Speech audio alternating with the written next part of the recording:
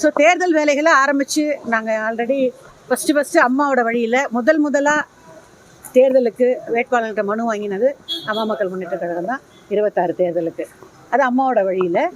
So எங்களோட ஆசையெல்லாம் தமிழகத்தில் ஒரு நல்ல ஆட்சி, அம்மாவோடைய ஆட்சி மலரணும், மக்களாட்சி மலரணும். அதை நோக்கி பயணிக்கிற வகையில் தான் இன்றைக்கி இந்த பொதுக்குழுவில் எங்கள் பொதுச் செயலாளர் டிடி தினகரன் அவர்களும் இன்றைக்கி பேசினாங்க.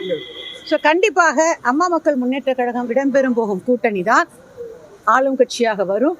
அந்த கூட்டணியில் அமமுகவும் அங்கம் வகிக்கும். அது மிக உறுதியாக பல மாதங்களாகவே எங்கள் பொதுச் செயலாளர் டிடி சார் சொல்லிட்டு இருக்காரு.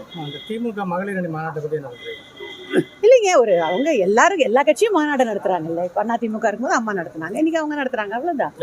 தலைவர் வந்து நிரந்தர எதிரியும் அதாவது நிரந்தர எதிரியும் இல்லை, நிரந்தர நண்பரும் இல்லைன்னு தலைவருக்கு முன்னாடி பேசினவங்க எல்லாம் சொன்னாங்க. அரசியல் நோக்கர்களுடைய பார்வையில் என்ன முடிவை டிடிவி சார் எடுக்க போறாருங்கிறது தான் $1 மில்லியன் கொஸ்டின். எங்களுக்கும் அதுதான்.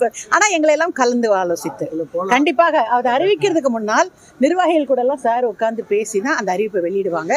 கண்டிப்பாக பொங்கல் முடிந்த பிறகு அம்மாவுடைய பிறந்த நாளைக்கு முன்னால், அம்மாவுடைய பிறந்த நாளை ஒட்டி இந்த கூட்டணி அறிவிப்பை டிடிவி சார் வெளியிடுவாங்க. ஆட்சியில் அதிமுக ஆட்சி இருக்கும்போது கனிமொழி மேடம் வந்து எம்பி அவங்க வந்து என்ன சொன்னாங்கன்னா, ஒரே மது இதாக இருக்குது, இதனால் வந்து நிறைய தாலிகள் அறியுது அப்படின்னு சொன்னாங்க. ஆனால் இன்னைக்கு வந்து அது வாயை தொடர்புடைய மது கொள்கையை பற்றி சொல்ல. ஆமாங்க, அதாவது அம்மாவுடைய 2016க்கு முன்னாடி இருந்த ஒரு ஆட்சியிலையும் அம்மா படிப்படியாக குறைப்பேன்னு சொல்லி கிட்டத்தட்ட ஒரு 1500 ஒரு 500 ஒரு 1000 கடைகளுக்கு மேலே குறைச்சாங்க. அதன் பிறகு 2014 அம்மா மீண்டும் ஜெயிச்சாங்க. அதாவது ஒரே நாளில் மூடணுங்கிறது இல்லை, படிப்படியாக குறைக்கணும் அப்படிங்கிறது தான் அம்மாவுடைய கான்செப்டாக இருந்தது. அதை அம்மா நிறைவேற்றினாங்க. அதன் பிறகு அது அப்படியே நின்று போயிருக்கு. அதை விட இன்னும் மோசமாக போயிட்டு இருக்கிறது போதை கலாச்சாரம். அதாவது இன்னைக்கு பார்த்தீங்கன்னா இந்த கஞ்சா போதைப் பொருட்கள் எல்லாம் பள்ளிக்கூடங்களில் விற்கப்படுது.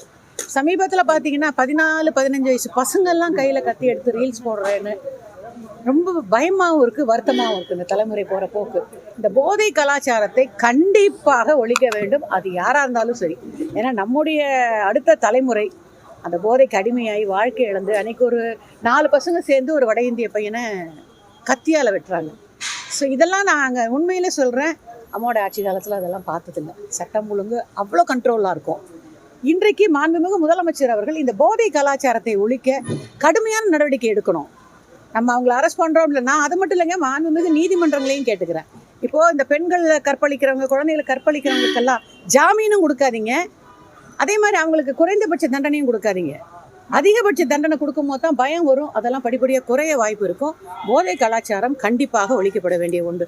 இந்த கஞ்சாவும் சரி, நான் மாத்திரை வகையிலையும் சரி, பள்ளிக்கூட வாசலில் காலேஜில் விற்கிறதெல்லாம் கவலையை ஏற்படுத்துது. அதிமுக பாஜக கூட்டணி மட்டும்தான் 2 பேர் தான் இருக்காங்க. இது அவங்க முடிவு பண்ணட்டும். நாங்கள் அமமுக கூட்டணி பற்றி எங்கள் பொதுச்செயலாளர் சொன்னதுக்கப்புறம் நாங்கள் பேசலாம். அந்த கூட்டணியை அங்கே இருக்கிற தலைவர்கள் அவங்க பேசி முடிவு பண்ணுவாங்க. முடிவு பண்ணும்போது நமக்கு எல்லாருக்கும் தெரிய வரும் என்னென்னு. இன்னொன்று ஒரு 30 நாட்கள் தானே இருக்குது. சாரே அதானே சொன்னாங்க, எப்படி இருந்தாலுமே எங்கள் இதே அம்மாவுடைய பிறந்த நாளைக்கு முன்னால் எங்களுடைய கூட்டணி அறிவிப்பை எங்கள் பொதுச்செயலாளர் வெளியிடுவார். கண்டிப்பாக ஒரு வெற்றி கூட்டணியாக அமையும்.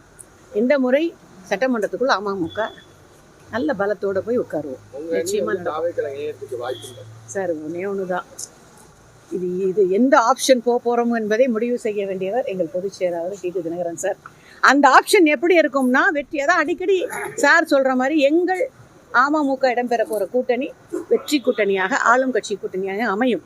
ஏன்னா எங்கள் தொண்டர்கள்லாம் இந்த 8 வருஷம் எவ்வளோ பொறுமையாக போராடினாங்க, எவ்வளோ பொறுமையாக இருந்தாங்க. சில பேர் போயிருக்கலாம், ஆனாலும் எதையும் எதிர்பார்க்காம, பணம் வருது, பதவி வருதெல்லாம் எதிர்பார்க்காம இன்னும் இங்கே இன்றைக்கி பார்த்துருப்பீங்க உறுதியாக நிற்கிறாங்க இல்லையா.